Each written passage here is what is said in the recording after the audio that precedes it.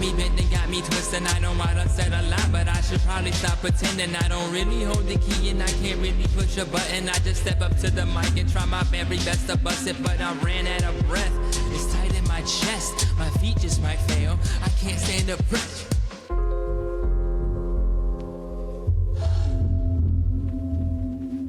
The nightmare might scare you, no worse than reality. They hunt you by day, R.I.P. Ahmaud Arbery.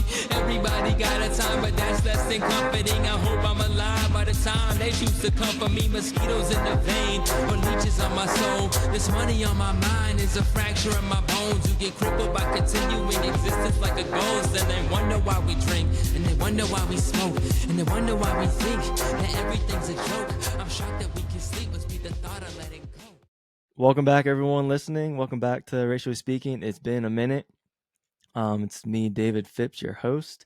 And joining me today, if you're watching, you can already see, but I've got a returning guest. I think it's been 4 or 5 episodes, maybe more than that. Been a while.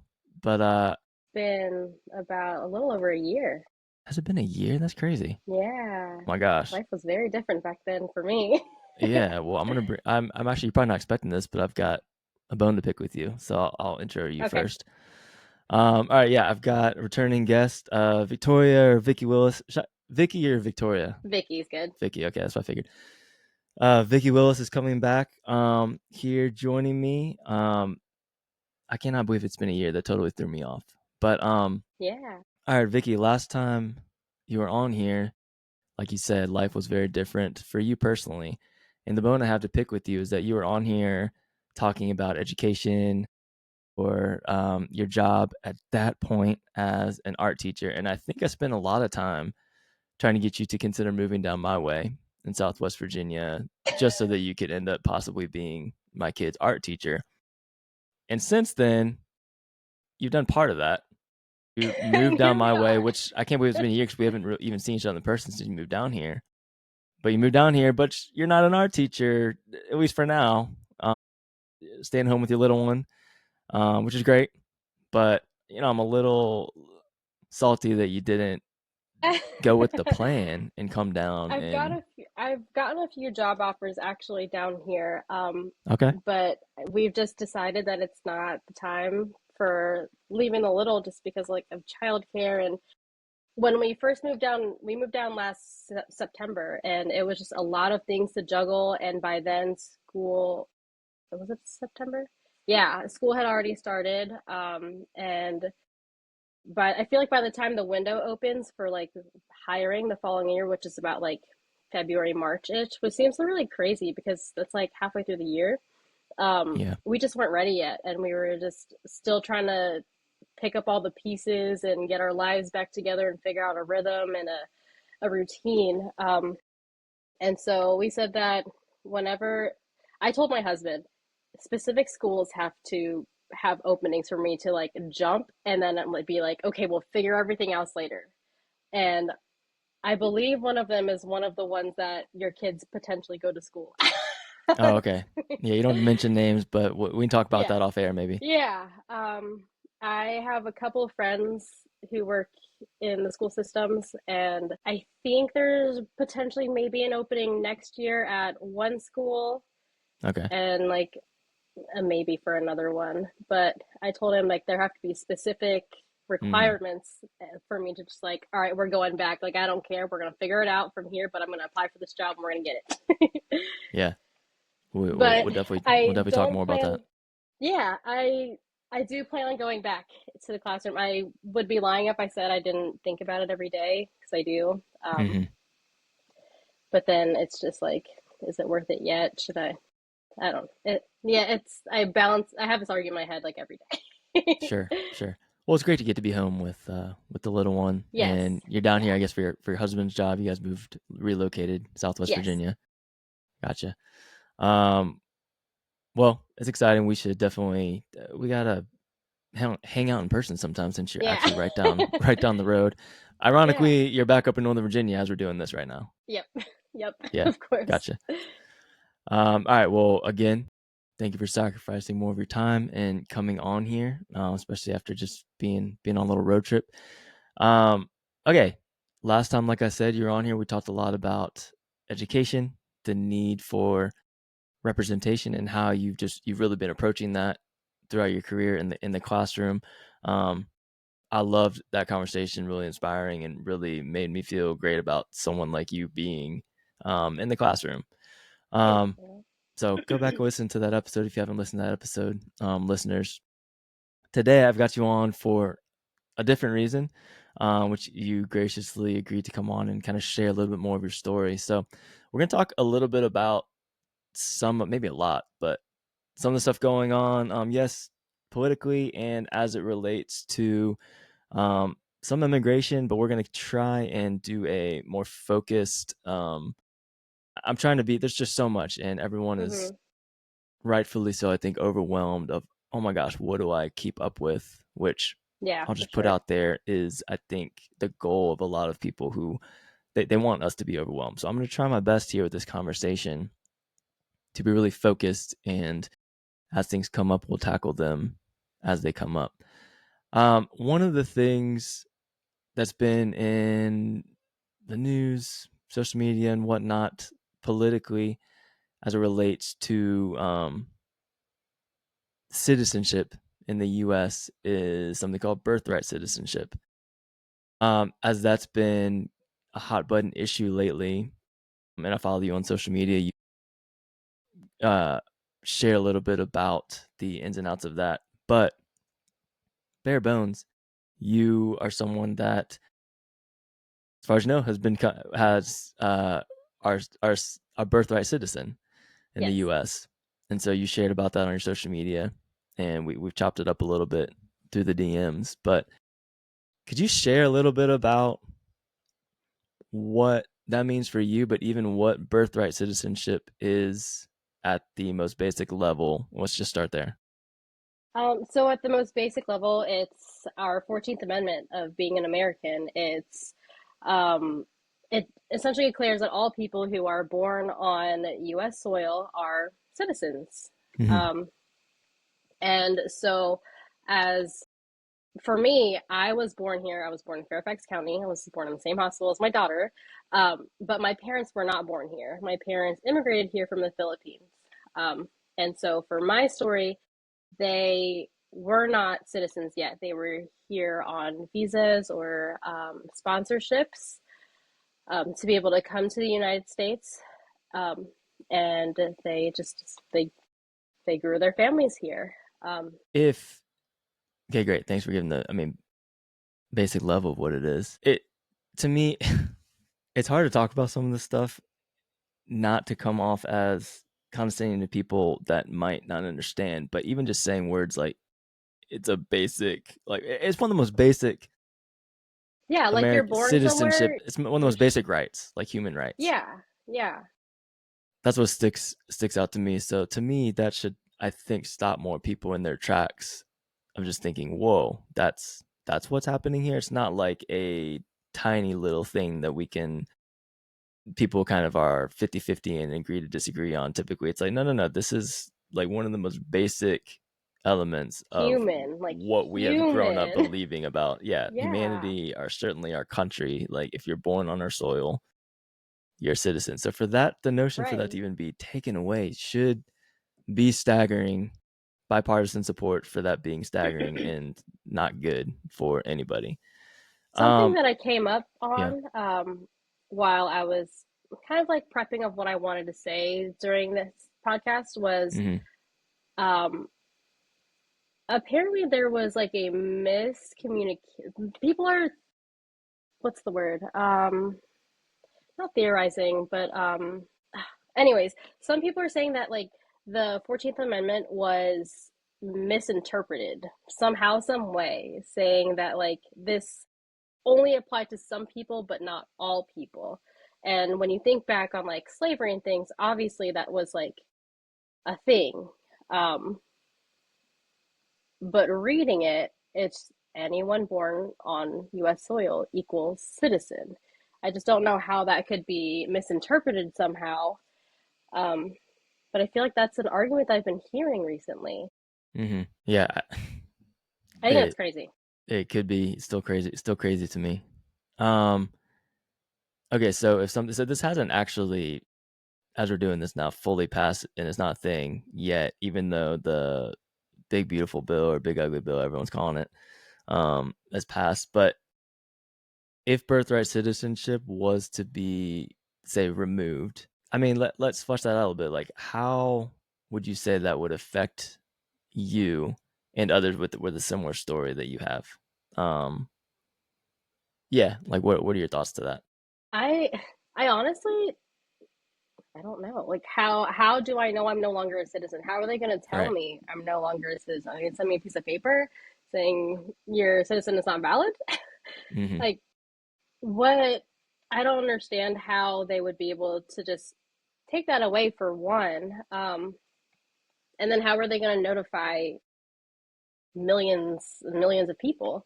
Because there's so many people whose parents immigrated here and just grew their families here. Um, I did hear that I think she was a professor at UVA. She was saying that um, each individual person would be allowed to like sue the state, I guess, Mm-hmm. because maybe this is like going into like leave it to the states situation. Yeah. And so she was saying that each individual person can sue the state, and obviously it's unconstitutional. So you would be granted your citizenship back, but then every single person would have to do that. And then what does that do to our like judicial system? Like that already gets backed up. It's already backed up. It's going to get even more backed up. Um, but I not like I don't know. I don't know what it, are all of my rights suddenly taken away since I'm not a citizen? Which country do I belong to? What does that do to my daughter who was also born here? I am under the impression that I'm a citizen, so technically she is too. We were both born on U.S. soil, right? Mm-hmm. um, so I feel like to there's a lot of details that need ironing out, and if they're just going to say, well, we'll just leave it to the states, then what in the world is going to happen? Like you're going to be a citizen in one state, but you move to, let's say, Idaho, and you're not a citizen according to their laws. um it doesn't make sense. It doesn't make sense to me. Right. I heard a little bit about that. Like people move, and so Yeah. like out of state, and so to make it just a state issue, it makes it so much more complicated, like in a way that, and like, yeah, like you said, people aren't realizing, this would, like, everyone, this would apply to everyone pretty much, because we'd all Yeah. have to, it would just be an endless circle of everyone's got to prove their citizenship. And I don't think people realize how messy that would be, not just backing up courts, but just what that would do to, I just, the morale Like might sound a little jobs reductive. Yeah, too. jobs. Like, is Like, my teaching license still valid? right, is anything valid? And then Yeah. maybe on this podcast this is obvious, but I just, you said, oh, how are they going to, like, notify people? And so far they're notifying black and brown people at an alarming rate. And it's really just, it's a lot of what communities are not being targeted by ICE, to paint with broad strokes, are the European communities, with Mm-hmm. the European immigrant communities, which I don't want anyone targeted, but Right. they're not. It's, to me, the racial elements have gotten so like unapologetically racial Racist. and Yeah. racist that Yeah. it's not even like hard to tell. It's just like, you non-white person, let's see what you got. Nothing. Okay, come with us. And I think that this is what's so hard for me, is frustrating, is that the inundation that we all have with the news through social media is completely valid. Mm-hmm. But I perpetually struggle with, okay, but where's the line of being informed, being knowledgeable, and checking out, and, like, taking care of yourself? Like, we need to take care of ourselves. It's We tough, can't, yeah, right? we can't just scroll all day, which I can be guilty of, but we also can't just be like, let go, and whatever Just happens like turn it happens. off and like, oh well, Yeah, that because was that's at some point, knowledge is power. You can't just not. not engage with safety. And so it's tough because what I'm getting at is I think people see the headlines, oh, everyone's just all doom and gloom. It's everything's bad. And what can you trust nowadays? Like, I don't know, but if even just try, okay, I think the only substitute, if you're not going to be engaged like with the news and stuff, is you have to talk to people. Yeah. And so that's why I've been trying to do a lot more and talking to people. And what I've been finding out is, okay, this is, it's honestly more real than I thought. I live in literal Southwest Virginia, and like, now you do too. And the people I know here are like, they are afraid just like you would think. But many of the people I know are just so, they're also, can be a lot more positive than I can be sometimes, which I envy that sometimes, but are just like, well, yeah, I But mean, it's I'm like scared because for they this, can't, and this. do you think But it's because they can't like relate on a level that you're at with how you're feeling, which is why they are more positive in a sense, like this isn't going to happen to you kind of thing. I see what you're saying there. The people I'm talking about with that example is no, like their stories are way more, they should be afraid, is my point. And I found myself in the I conversation. I was see. just yesterday I was talking to some people who are not well documented, Right. and are very like, yeah, I hope, you know, this and this doesn't happen, and but are still very like, what can I do type thing, and which is fine. And I'm not here to make anyone paranoid, but it is like a real thing. It's like, I haven't heard anything from people who are affected that would make me believe that, okay, everyone's overreacting. This isn't really a big deal. It isn't happening. Like, it's legitimate people and friends that are in consistent contact with families overseas, friends overseas, or have immigration lawyers and all this kind of stuff. And so like, it's not a it's a real life thing to me. And that's what I'm Mm-hmm. saying. Like, I'm not in a big, super diverse populated city. And I was talking to one guy, and he was saying, honestly, I'm grateful that I'm living here right now, just by coincidence, because I don't travel anywhere else, but I think I'm fine probably in this area. I think there's some truth to that. Mm. Because ICE isn't as likely to come to Southwest Virginia. Yeah, I'd say so. I'd say they probably are not.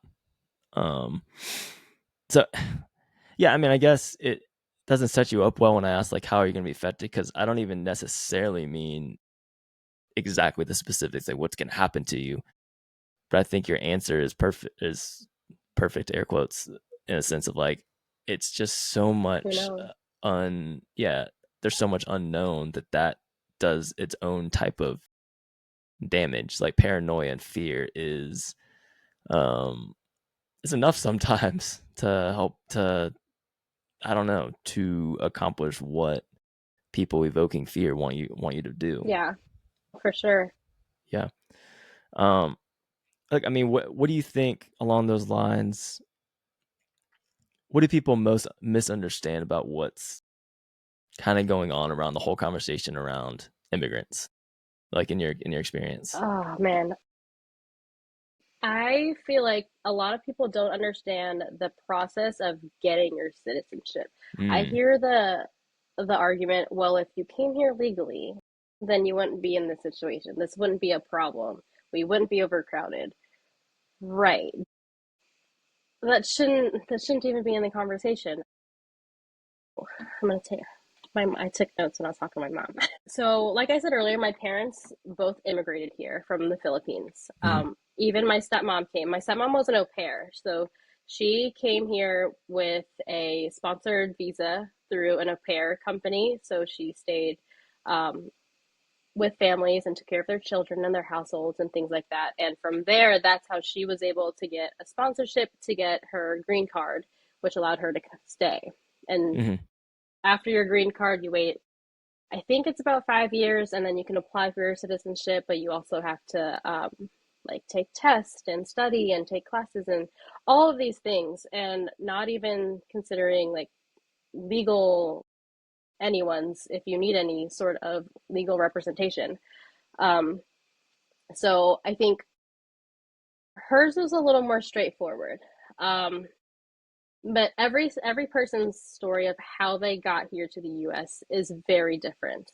mm, And I think that a lot of people think that, well, you just apply to come to the US, the end, and you just wait your turn. But like waiting your turn can be 20 years. My uncle, um, he petitioned and tried to enter the US in a variety of different ways, like whether it was like a work visa or a student visa or what is it? A tourist visa. And he Mm. had to wait 20 years until he was allowed to step foot in the United States. 20 So when people years. say, yeah, so when people say come here legally or wait your turn or anything like that, it's like you're so disconnected to how people want to be with their families. Like if you told, and like let's say you're a white neighbor who has been here for like their ancestors have grew up in America, and Mm-hmm. you tell them that like you have to wait 20 years before you have to see your family, or there's like there's like a back way to get things done. I mean, are you going to want to wait 20 years? No, you're going to do anything and everything that you can to be reunited with your Yeah. family. And a lot of people don't see that. I feel like we're just missing a lot of empathy in our society Yeah. right now. That everyone is just so, well, you're just undocumented, so you just need to get out of here. Mm-hmm. Um, my mom was very like blessed in her situation. She came to the US when she was 16. My grandma was working in the Kenyan embassy. And so one of the ambassadors of Kenya actually helped her get all of her kids who were under the age of 21 to come here to rejoin her. Okay. Wow. Yeah, my mom said they had to wait. They were separated for 5 years. So my grandma was here working and she didn't see any of her kids for 5 years. Like that's like I couldn't imagine as a mom, I couldn't imagine not Yeah. seeing my daughter for 5 years. That's insane. Um, and so from there, her petition was granted. Um, and so my grandma's boss was like their sponsor. So a sponsorship just, I mean, it's what it sounds like. You're a sponsor, they help you financially, they give you work usually, um, to get you on your feet in the United States. And so from there, I believe they waited, let's see. So they were able to get their green card after a number of years. And then after you hold your green card for 5 years, you can apply for a residency because you need residency to be considered a, a citizenship or Yeah. citizen. Um, and with all of that and all of the like tests and the oral exams, the interviews, the background checks, all of those things, it took my mom close to 20, maybe 20 plus years to actually get her citizenship. I remember I was in middle school when she had her, I don't know the actual terms, but she was like officially given her naturalized citizenship. Because I remember her coming home with her little flag saying, I'm a citizen, I can vote Yeah. now. So this is like, it's not that long ago. It's not Yeah. that long ago. Um, Absolutely. and so I, I have another friend who her stepdad came undocumented and he has spent over $20,000 in legal fees Mm-hmm. and like all the things that he needed get his to get his green card. So on top of having to save and spend 20 grand, he was also providing for his family. I think they're a family of four Yeah. or five, like Yeah. kids. Yep. And so like I don't know. Maybe I'm just really bad with money, but I don't know how. I mean, that's so powerful because we like the when we're not hating on immigrants, we like the story of You're a um hard you're a worker. hard worker, and we don't, myself included, only until recently, like we don't understand what that means. It doesn't just mean you have good work ethic. It does mean that some, but it's not there's so many racial connotations to that. Like I've heard that Yeah. growing up, like oh Mexicans are so hardworking. Filipinos, I've heard that like are hardworking, and that can have some offensive tone to it. But immigrants and in general, those stories are not. It's not. Oh, they're culture, just work hard, like great job. They No, have like to. they're working hard, harder than normal. Than I say normal. That's probably not the right term, but I don't know, white citizens, just for this argument, but That's we're good not term to use. factoring in the double. Why are they working 2 jobs?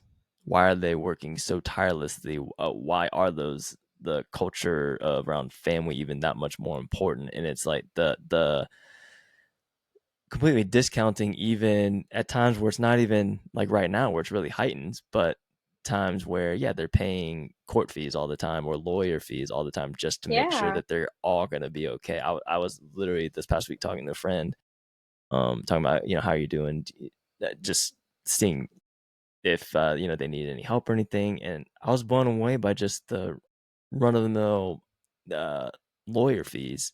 Not that the lawyers don't deserve to get paid for their work, but just like I'm like, how is $10,000 that? for that one piece of paper, It's like, another how is that $5,000 for that possible? piece Like, of paper. how are Yeah. you making it? And then in my mind, and probably a lot of people's mind, because most of them are keep it pretty private. It's like, oh, Yeah. they work really hard. That's why they're working on these jobs. And it's like, no, they're working double time to make sure their well being is okay in a way that the rest of us are taking it 100% for granted. And then now, when that basic right, like you said, the 14th Amendment at the beginning, is being targeted, some of us have the audacity to say, well, what can you do? You're a criminal, which kind of leads me to another thing of like, I think that's what I'd add to the misunderstood thing. President Trump said he was going to do all this, but people are missing that he was saying, I'm going to get rid of, deport 10 million people. People hear that and they're like, oh, great. Like, this is awesome. We're going to get rid of 10 million criminals. And it's like, But you're no, picking up that's everyone not off the what's happening. streets. But I think Yeah. that they're having to do that to reach those numbers, because there's not, Oh. there's not 10 million criminals that fit the bill that he's saying need to get out. Essentially, I just feel like he just pulls numbers out of his head. he's saying that there's that many people who are criminals. And what's even a criminal? We can have different definitions, but I can't. I was trying to scroll while you're talking to find something that I lost. I read something to the fact that being undocumented, I think in the U.S. is considered a civil violation. Yes, like a traffic ticket. Yeah, like similar to like a traffic ticket. That's like that's facts. That's not like I'm trying to reach for something. It's like, that's just facts. But it's been painted as, you're here illegally, you're a dangerous criminal. Like, you're a felon. It literally not like, that. I was talking to my husband about this maybe a couple weeks ago, where I said it's just like any other situation where you have bad apples. Like, everyone hates the cops because of the bad apples. Not every cop is awful, right? So obviously not every immigrant is awful. Yes, there are some bad apples. We get it. But like, you can't put this, just like how everyone wants everyone to believe that all cops are good. We want you to believe that all like immigrants are good as well. Like, there are few and far between. Yeah. There are few. It's tough. You have very few people who are actually fitting the bill of what you think an illegal immigrant looks like, acts like, how like their rap sheet looks like, all of those things. Very few of them. But you're going to assume that everyone on the street just walking to work is undocumented and that fits that bill. Like, that's so messed up. Yeah. I think we're losing just a lot of integrity as a country, how we're viewing, I guess, the whole process. Because I think it's important to look at things objectively to get to some of these conclusions. So like, even I think, and I'm by no means an expert on this, just the light research I've done, I don't even think it would always matter if the person was a legitimate like criminal, because they still have certain rights under our Constitution. They still have rights. If we believe in our Constitution, they still have rights. Due process, which is also being targeted as well. That is also a part of the 14th Amendment. Let's do away with that too. And it's just like, what are we doing here? I'm not like, we're not. The argument should not be, and I'm not making this, that just let go and who cares, there's just a free for all. There does need to be, and there are regulations, but it's just all these steps are being skipped, in the name of law and order and getting rid of the illegal violent criminals. And we don't even need to touch one on the street. Right, we don't even need to touch right now on who and what is a criminal right now. So I even did a little research on, I wonder if you agree with this. Like, I think another argument could even be, okay, well, let's just talk about finances. Like, it's all these people freeloading illegally in the US and it's hurting our economy. I don't even think, again, myself included, understand how all that works. And what I looked up, I mean, essentially every source, like I've found those reputable, said that undocumented immigrants, and I think since 2022, most years since then, paid like around like $96 billion in taxes. Yeah. So it's like, that's even another misunderstanding of what's going on. It's not just that's not our lack of understanding about what an illegal immigrant is just, it's got the word illegal in, I know, but like is so misunderstood. Like, yeah, it's like basic human dignity. Yeah, it's like if we go back to like my friend's dad, like he's been here for over 20 plus years. You think he hasn't been paying taxes this whole time? Like he's working his job to save all of this money for his lawyer. He's providing for his family, and he's paying the taxes to be here. Like, who believes that undocumented people are not paying their taxes? That's just so crazy. That's such a crazy idea.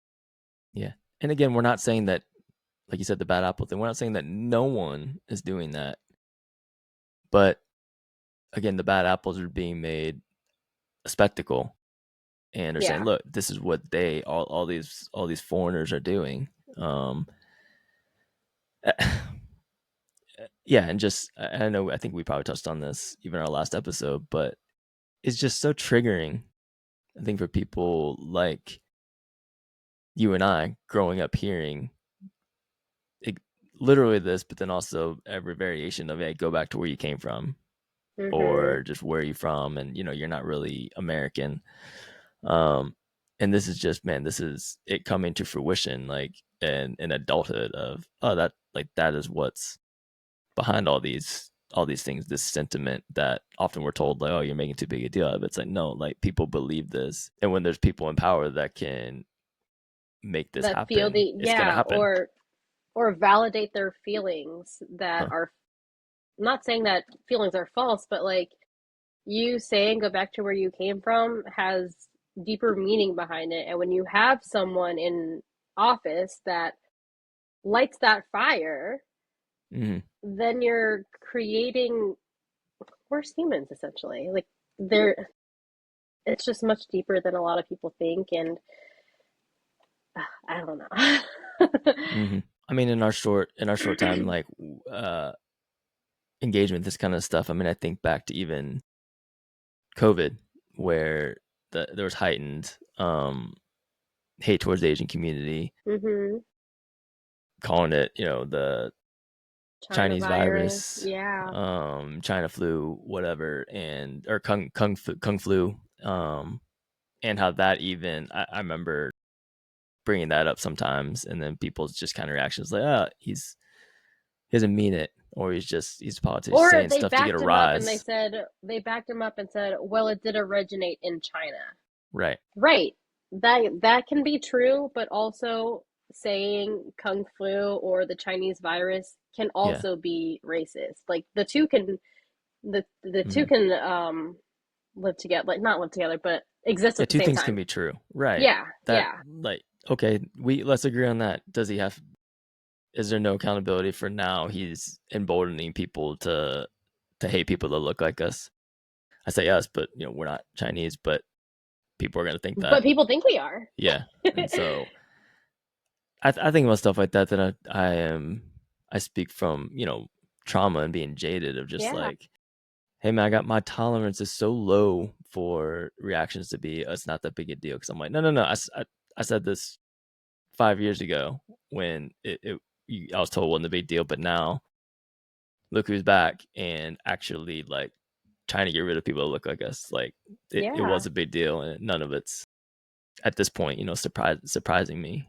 I mean, that leads me a little bit into this. I wonder what you'd say. We are, 6 months, 7 months into this current administration's presidency. And I just wonder how, if you'd be willing to share how you're doing. Like we just said, we try to figure out how to not check out, but how to not, torture ourselves. How you doing engaging yourself with your family, but you got a little one you're raising, as well as how often do you talk to people about what's going on, just whether it's your friend circles, coworkers, or whatever. Oops. Gosh, I don't even know where to start with that. It's tough. I sometimes I get the DMs that are like, we get it. You don't need to keep sharing information like this. You don't have to keep shoving this down our throat. And that's hurtful, but also it's like, if you feel that way, this isn't for you then. Like, my messages are not for you.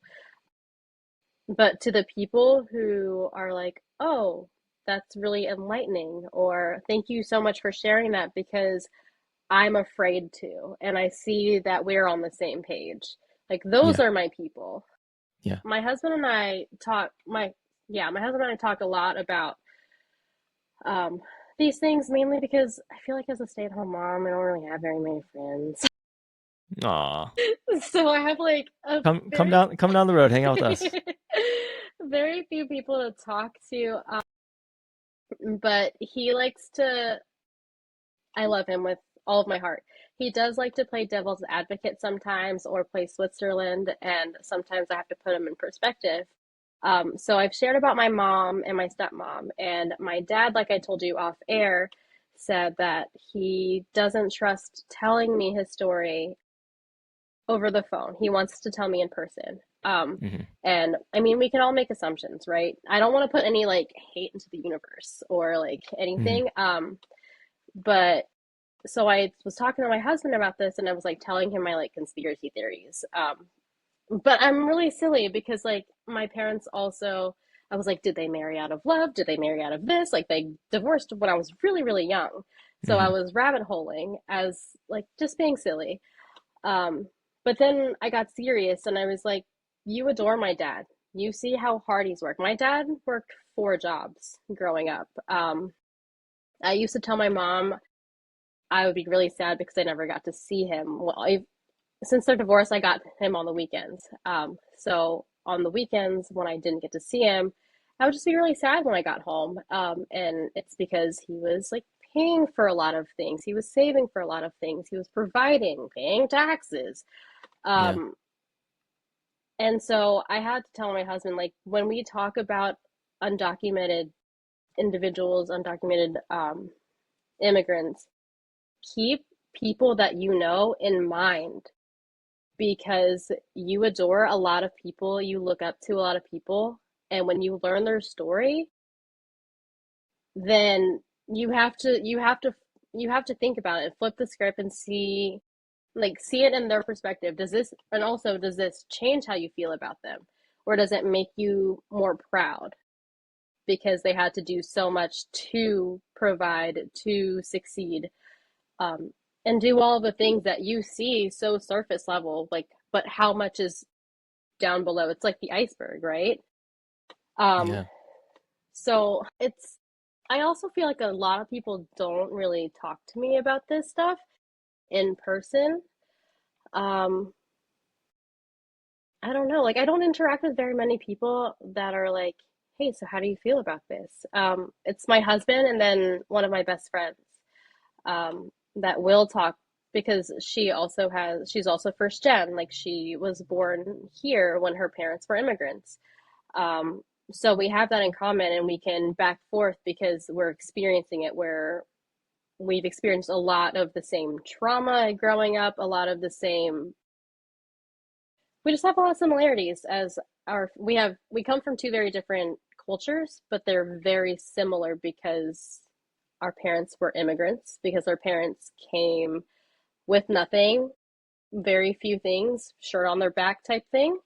Mm-hmm. So, I don't know, it's a lot of people don't really.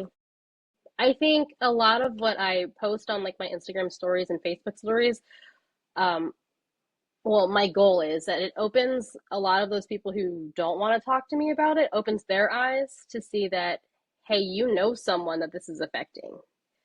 Yeah, that's good. And hopefully one day that'll make them feel comfortable talking to me about it if they're curious. But I'm just always open and willing to talk to people who want to know more about this because, like you said, there's only so much you can read, so much you can post, so much you can scroll through, but like talking to people and humanizing it, I think changes the perspective of what people say and think and feel about this whole situation. Yeah.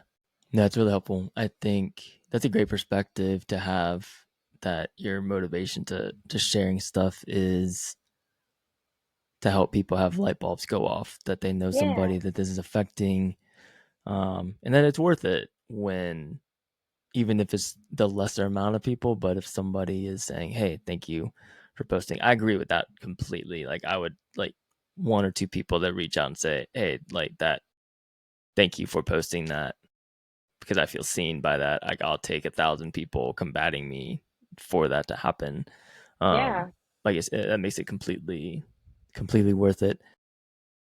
I, I'm really fleshing this out. I mean, I've thought about it a lot, but for this conversation, fleshing this out in real time, like I struggle finding the line of, or towing. I guess I'm always towing the line of making something too palatable for people at the same time, as not being. I never want to be somebody that is unapproachable. Mm-hmm. That, you know what I'm saying. Like, I don't want to post stuff or say things that will prevent me from talking to people, Mm-hmm. maybe even especially that disagree with me. And so I do struggle with that because I think this is true, but I think that the expense is, it would be at my expense if I were to pivot one way or the other, if you know what I mean. Like, I feel like if like, oh, well, I gotta keep the peace and make things more palatable for everybody so I don't offend anybody, then it's like, well, then we lose reality to Yeah. me. Like, that, I'm not Yeah. saying my way is 100%. perfect by any means, but to me, I'm just like, I cannot, like, that's what keeps happening in history. Like, that's what, things get a little too much for people that don't want to hear it, and then That's why here people we are are. okay with things that they shouldn't be okay with, is Right. because we keep sugarcoating it and saying it's not that Yes. bad, it's not that bad, but it's really that bad. So I think I'm just in a place of like, I have to, I cannot, I don't know another way. And Yeah. like, and I'm aware, which sounds a little dark, but I'm aware that I have and am going to lose some people, and maybe lose some relationships. Definitely have.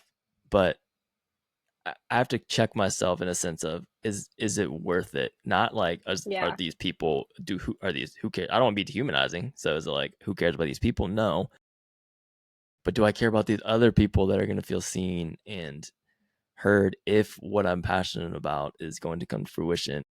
I don't do it perfectly, but I try to make myself think through that lens of like, Yeah. where does it say more about these people that won't want to talk to me anymore because I'm saying this stuff, or does it say more about me? I try not to have bad days, meaning like where I'm just gonna rant and say screw it, I don't care who I offend. Not saying I've never had one of those, but I also just I want to be truthful, and I think uh, it's not hard to lose relationship or to feel like you're offending people, but I think back to what it feels like to not say the truth, and just how I'm wired. That trade-off is worth it to me. Even if it's feels It's lonely like, at times, I'm just like, I can't stomach not doing this. yeah. So that, yeah, that. It's Thanks like for letting the me flush that out comment a little fresh bit. off it's like the comment fresh off the boat. as a child, when people said that to you, you were just like, right, Mhm. funny. And Yeah. you told them it was okay. You brushed it off like it was nothing. Like Mhm. you never like, not you, but like us, like whoever it was said to. Um, you just enabled the behavior, Yeah. right, of that comment instead of saying, hey, that's actually racist. Like, Mhm. call it what it is.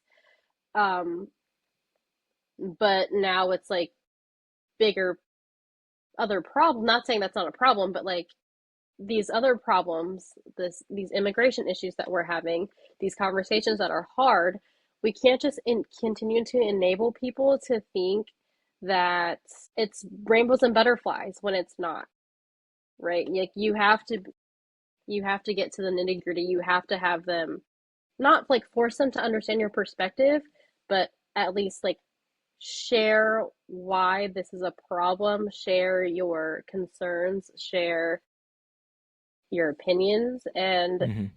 if that ends a relationship because you're not on the same moral compass, I mean, are they your people anyways?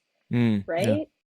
Yeah. I struggle with that a lot, especially with my circle, my people in Southwest Virginia.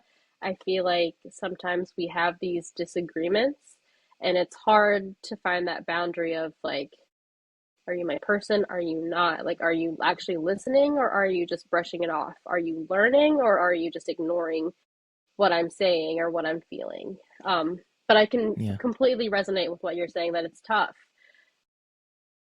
But I find that whenever I'm like more bold about it, um, and more people tend to see what I'm saying and see the hurt behind what I'm saying, because they can, I don't know, I guess they can empathize more, which we really need a lot of. Mhm. I'll tell you something I did for the 4th of July. It puts it, I think, in perspective that I'm both like just I try and be consistent across the board. Like I have like personal rules for myself, like online and in person. Just like I want to be a consistent. I want to be consistent, and I think I am that. People that know me, I think I just think integrity is so important Mm-hmm. in these conversations. And I'm not trying to pat myself on the back or anything, but I I don't want to. I can't stand when people, you know, post and are, these justice warriors behind a screen, and then are, whether you're, left leaning or right leaning, whatever, and then are deer in the headlights in person about Yeah, stuff. I just think that's I get it, it is different, but you got to be it's harder. It's ready harder to for be the that person, like it in is, person, but I right? think you got to know the line. Like you can't go too overboard online and not be completely All in. Yeah, unprepared to be able to speak up and back up yeah. anything you're saying in person. And so I'm not saying I get into arguments a lot, but I if someone asks me stuff, like when I'm at, honestly, this happens like at like my like little kids parties. Sometimes we'll be chatting with like a parent or something, and they'll say something, both whether they knew who I was or not, or like that stuff. I've had both, and I just have a rule. I'm like, I am an open book when it comes to this. Like, open your. I've posted about it or said something like, yeah, let's talk. Like, you got a question, and I mean, I've said this before, but a lot of times people that disagree with me don't really want to talk. They want to prove Mm-hmm. their point, or like say something that is just maybe contradicting like one thing I posted, and then I try to like not just prepare to get an argument, but I try and be well researched. I really do not almost ever repost or post something that I haven't also read Mm-hmm. additional info about. So I try to be like, oh, well, did you know this? And how often I get deer in the headlights in that regard, like, oh, I didn't, or like, well, it's just agree to disagree. And I'm just like, no, you brought it up. I don't want to agree to disagree, but anyway, I'm going off on a rabbit trail. 4th of July, I just realized it's like this is sound petty, but I just wore all black on 4th of July, Did you and do it on purpose? yeah, And I could not. I'm not a huge 4th of July person anyway. I mean, we love Yeah. always have cookouts and stuff like that and have fun. Like kids love fireworks and stuff, but I'm not like for obvious reasons. I'm not like I love the red, white, and blue and the spirit behind it. With it happening the day after the big beautiful bill passing, I'm just like, I cannot. This is It was sickening. tough. This is Yeah. sickening. But I'm really not judging anybody. But I had black and we're all black. I was like, I don't even know who's gonna see whatever. That's what I'm gonna do. And but we had some friends over, like some of our best friends, like come over, and they're like they are our people. Like we love them, and they are like more like just casually like celebratory, like they're normal people. Then us and a few of them like were like decked out red, white, and blue and stuff like that. It did not bother me whatsoever, but that's I feel like just a micro example of what I'm talking about. Of like, I don't want them to feel weird that I'm wearing black because I don't care that they're dressed up, but I'm just like I like in these situations, it's like that was just an example. Like, man, this is. I wasn't gonna wear red, white, and blue, but I'm also should I have told them that this anyway. Like, it's not like we're all gonna sit around and talk about politics. Or It what was you're fine, wearing. but that's just an example of just like I I I don't. I'm always fleshing out like, am I too much? Like, what am I Do you doing? feel like you're overreacting? Sometimes Type is thing. that what? Yeah, sometimes like, am I Yeah. overreacting? Right now, I truly don't. Like, is that a petty thing to do? I don't know. Like, or is it something that like someone's gonna No, appreciate and be in solidarity? I don't regret yeah. doing it. That's just an example of just like I can tell probably my friend feels awkward now that they're like acting funny and like wearing like a hat, but like I don't want them to feel bad. I know they're not doing it for any reason other than funny. Who cares? I just can't like I'm not gonna do it. And that's that end of story. That's just that's the example that No, came to my mind. I was trying no, to think about it. I can resonate because I remember making really sly comments with my husband. You know when you have three kids. So do you and Kaylin ever like, yeah, like Ollie, that's why we don't do this, but like Ollie's a year old and doesn't understand anything Mm-hmm. type thing. And so I can't remember what he said, but I was like, yeah, right now, that's why we don't celebrate the 4th of July because Mm-hmm. America's not very fun right now. And obviously she doesn't know what I'm saying. But like we're like saying these sly remarks back and forth. I did like we did decide that we're not going out like to do anything super spectacular. We're not really Mm-hmm. big 4th of July people anyways. I think right now we're in the season of we're doing it for the kid. Um, so we didn't go out and go see the big fireworks, but he, for the first time, he lit like the fireworks that you can put off in your driveway. We did that, and it was like an experience for her and our best friends because they have a kid that's about 3 weeks younger than Raina. So it was like an experience for the dads to be like, oh yeah, we're the dads now. We're gonna light the fireworks, Mm-hmm. and then the kids getting to watch. It wasn't like we're doing this for America. And I must have lit between all the kids on my street. Must have lit like 100 sparklers. No, I mean I agree. Like we're all doing our best. I'm not morally higher than anyone. I'm just like thinking in real time. Like if I could go back, I wish I'd rather not ever celebrate 4th of July and celebrate like Juneteenth. But I didn't right, grow up doing that. I didn't understand what that was till very late in life. But I can't just like flip a 5 years ago switch. when it became a huge Yeah, thing. you can't just flip a switch and okay, this is what we do because that's just it doesn't work like that. Like more of that kind of stuff needs to flow from the heart, and it's not like Radford, Virginia has a Juneteenth fireworks show, and like what I'm saying, like Yeah, I can't. So like I said, I wore black, big deal. We still like we like fireworks. We like inviting friends over. We like but it was like your having a way cookout. of like grieving and mourning Yeah. what had happened the day before and the Hmm. state of our country. Hmm. I think it was valid.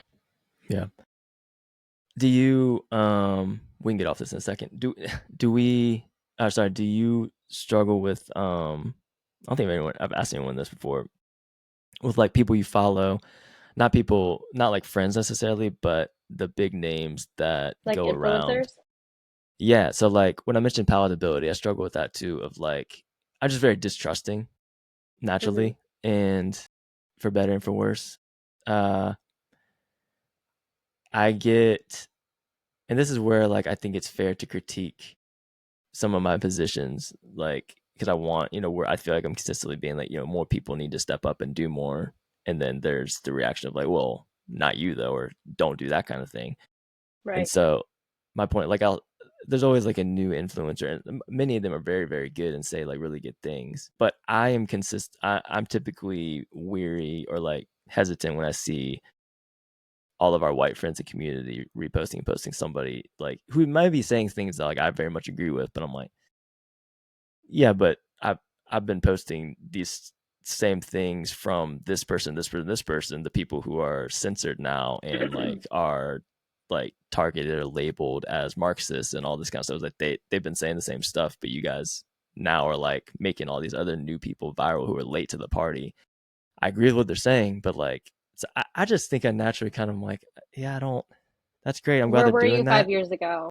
Yeah, and like I get they need to like they are able to reach certain people, but to me that's exactly what I'm talking about. Like I I think if stuff's gonna change, you're gonna listen to the people that this is affecting and that you like that have started these conversations, not the new influencer that like even here's like that Sharon says so, that Mm-hmm. woman. I think she's great. Naturally, it is completely unfair for the most part. Like I have a pushback in my heart of like I feel like I don't think she's doing anything like nefarious. I just think that it's reminded me too much of like of people that I'm trying to think of people that came forward that are just like making something too palatable, accessible to them. That is like that the fact that you can only listen to her say this and not these other people hits me wrong. Ah, yes. Um, I don't know. Do you feel that way at all? I do. I do a lot. And what I try to do to maybe make myself feel better or maybe try to understand where they're coming from is try to remember that it takes everyone X amount of period of time to Yeah. understand something, or maybe it takes an experience. Maybe something happened to her that made her light bulb turn on and go, Hmm. I get it now. So I try to give a lot of grace when I see things like that, especially when it's like super sugar coated and palatable. But then I try to tell myself, well, maybe that's where we need to start. Maybe some of those people who are like, oh, I get it now from her following, maybe that's just like their eyes are just opening. And then maybe from there we go like a little more in the nitty gritty. I just try to give a little more grace. That's great. Mainly because we want as many people to be aware and as informed, Hmm. right? Um, so earlier we were talking about like needing to get into the nitty gritty because of perspective and like really having people understand where we are coming from, what we are feeling, what we're going through. But then I think on the other side, if you just start like vomiting all this information at people, they're not going to Yeah. absorb it, right? They're just going to be Yeah. like, "Whoa, that was too much. You just trauma dumped on me. Like I need Hmm. to process." So I guess there's a pro and cons to being too palatable, because I mean you can open the door, right, with Hmm. it being super sugar coated, and then maybe that leads to something else. But I think there does come a time where you're like, okay, you know what's going on, like you understand, but like, do you understand? And that's when we like have the deeper conversations, I guess. Yeah. No, I know. I'm just like I'm thinking that's of great. like what we just talked about like 30 minutes ago to now. I'm like, oh no, we can't sugarcoat things. But I'm like, wait, but maybe we can for I don't know a little bit, just Hmm. to share the aware, like open the awareness, get everyone on the same page first, and then like I don't know. Yeah. No, I mean that's great. Grace is our shared Christian faith. Like is the answer. Like it's really disorienting for me personally to be in a place so often that's like, I don't want to do that. Because I know that's not Yeah. in and of itself right. And I'm not saying the other, to people resonating with what I'm saying right now, I'm not saying that the other option is, that the right thing is just give license to do whatever. Like, we need to exercise wisdom. Mm-hmm. Just want to share, like, yeah, the honest thought of, I think, again, like, I'm picking on like a Sharon says. I think most like what she says is great. Like, she's brilliant. I think she She does a is, great, yeah. like, a great job. What she's saying, I really do. Like, I don't can't really think of anything I've disagreed. Like, when I see what she's posted, by any means, I think she's great. You can't help always when you get big or go viral or whatever. Like, that's great. Great for her. I think I hesitate just selfishly to, she's not the person I choose to, like, repost, not because I'm trying to be petty, but because, like, I have dozens of people, That are well that have vetted and have been been in in, this, yeah, that are in in the it. Yeah. trenches for decades or a decade, and that I read and follow all the time that are saying these same things. And some just much more prone to yeah, You don't stick with want her to them. become people's like primary source, Hmm. I think is part of it too. Like Yeah. you want it to come from someone who has been fighting the fight, Yeah. not someone who just entered battle, right? Hmm. Um, and then I think whenever you do share people who have been in this, have been doing all the groundwork and all the heavy lifting, and people click on that, then you're giving them more resources that are not saying she's not accurate, but like more reliable, like they've been doing it for longer. Whereas maybe another person who hasn't been, um, they don't have as many resources. We're still learning. We're like, we're we've gotten there, but we're not like in it, you know. I can understand that. Yeah. All right. Want to honor your time, not keep you too long. Okay. Well, I mean, along these lines, I think inevitably people who are listening are still, even though I don't always like to hear this reaction, I still want to. Hopefully, there's a lot of people listening that resonate with what we're saying. But I do think we might have a lot of people that are listening that want to know what they can do now that we've just talked about how hard it is for us to trust anybody. What do you do when people ask you that? Like, well, what can I do? I feel like you're just posting stuff that talks about how bad everything is. Like, can we actually do anything? No, What hold do you on, say to my that? volume went out. SOS. Can you hear me? Yes, it was me. It's because my AirPod was falling out and then I pushed it Oh, back okay. in. Sorry. I'm No sorry. worries. No, you're good. Yeah, I was just saying, what do you do when people ask you what can I do? Who might be like, well, all you're doing is posting stuff that makes me just feel like everything's bad and nothing can be done. That's tough. Because you want to say do some research, right? Hmm. But then there's so much research. There's so much that can be so overwhelming for someone. Hmm. Um, I think the biggest thing that people can do is listen, and not try to, it'll be okay. This wouldn't affect your family. This isn't affecting us. This isn't happening in our area type thing.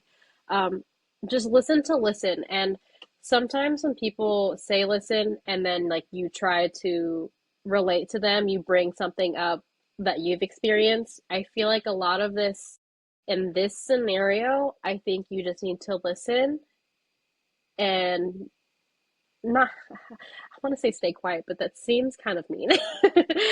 Mm. Listen and think of other perspectives that are outside of your own.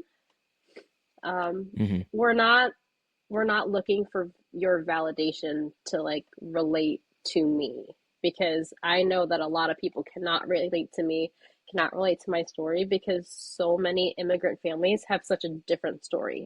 And it's very few and far between where you find the perfect person who completely understands you and can be like, oh, yeah. So I think in these cases, um, I want someone to listen to me and hear me when I say these things and then tell me they understand if they do, or ask questions. I don't want them to be like, oh, yeah, yeah, okay, okay. Now let's talk about the weather, right? Um, Yeah. Even with my husband, I've had to tell him, like, I'm not looking for you to say it's okay and pat me on the back. Mm-hmm. I want you to say something like, thank you for sharing that with me, because now I can take that and digest it on my own time, or digest that when I'm like mentally ready for that, or on that level type thing. He can, I just recently, he said, thank you for sharing that. I didn't think about it in that way Mm-hmm. for something that we were talking about. So something like that, I don't want someone saying, or someone trying to relate with me with their family that is completely disconnected, right? I know, and I think that's really awkward and hard sometimes. It's hard to just sit and listen and just say, I see you. Mm-hmm. Um, I think that's the biggest thing. And then obviously just doing some research for some reputable accounts, reputable people, websites. No, But I it's mean tough. that's great. I struggle with that. For sure.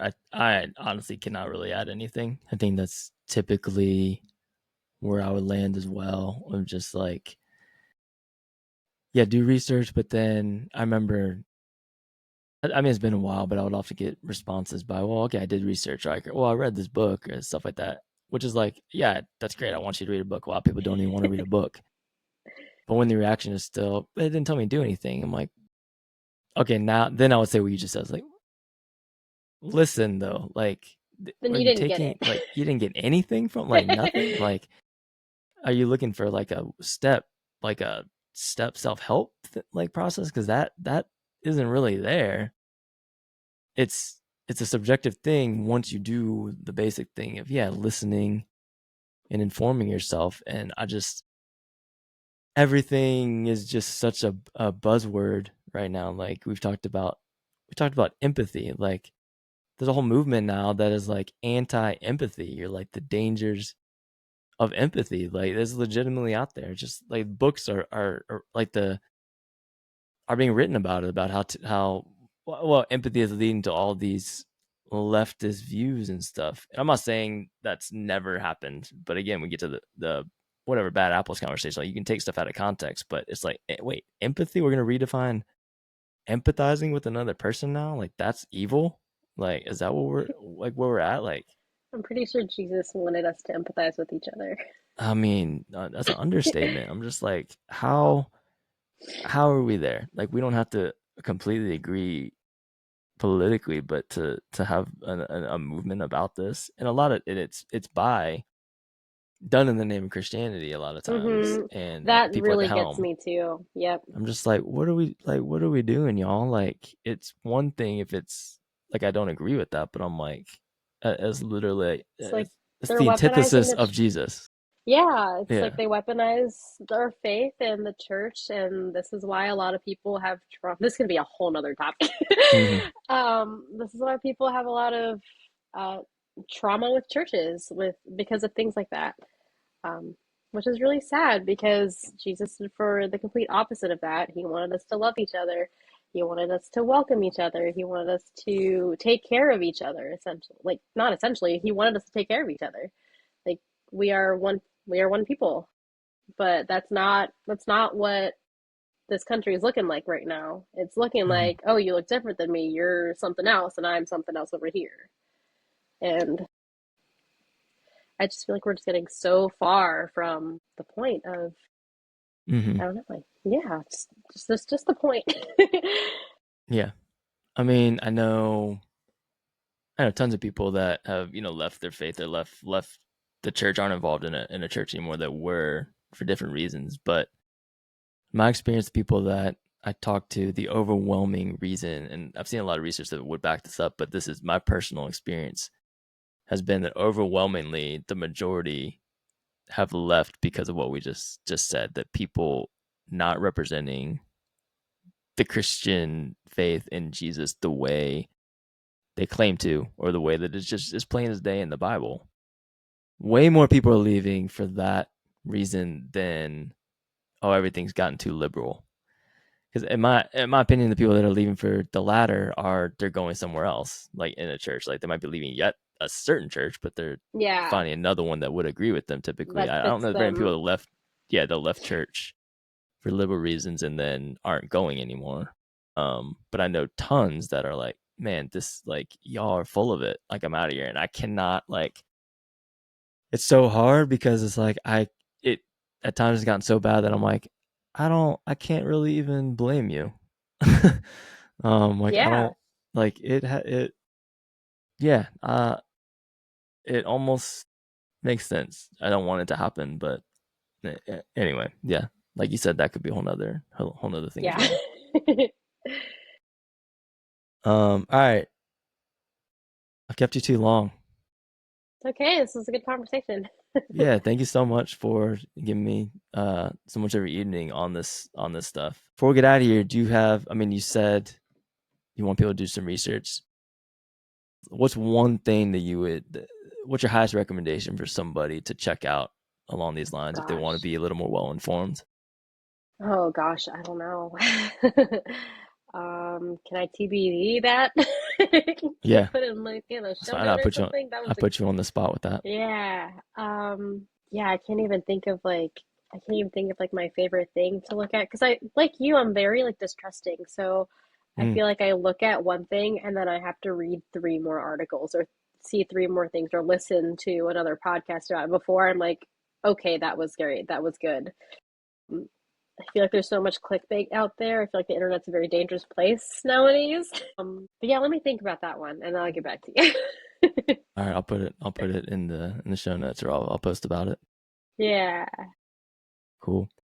All right, Vicky, thank you so much. We'll have to do it again. Yeah, this has been great. You're a wealth of knowledge. When you get back from Northern Virginia, you have to come down the road, or maybe we'll come to you and actually hang out in person since you're right down the street now. That would be fun. And I think our kids are almost the same age. How old's yours? She's 19 months now. No, I think Everett's a little older. He is. Yeah, he's 2. Yeah. Yeah. 2.5. Yeah. No. But yeah, it'll pretty much the same. My older kids love the little ones though. My little one thinks she's an older one, so maybe perfect. Yeah, that's perfect. That's perfect. All right, I'll let you go. Listeners, thank you so much for listening. As always, our music you're listening to is done by our guy Dylan Dent. Our artwork was created by Ashley Bush. And we'll see you guys next time. Peace.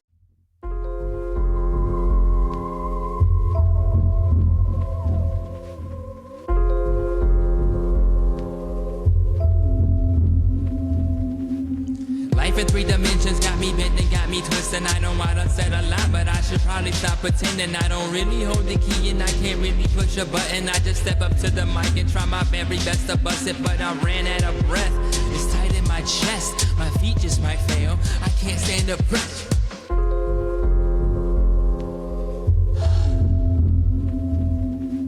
The nightmare might scare you no worse than reality. They hunt you by day, R.I.P. I'm a robbery.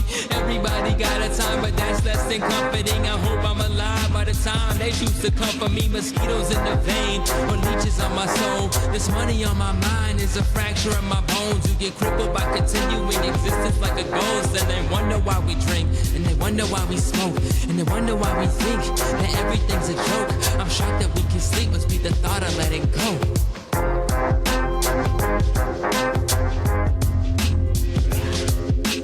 Now I lay me down to sleep, I'm fed up with the valley.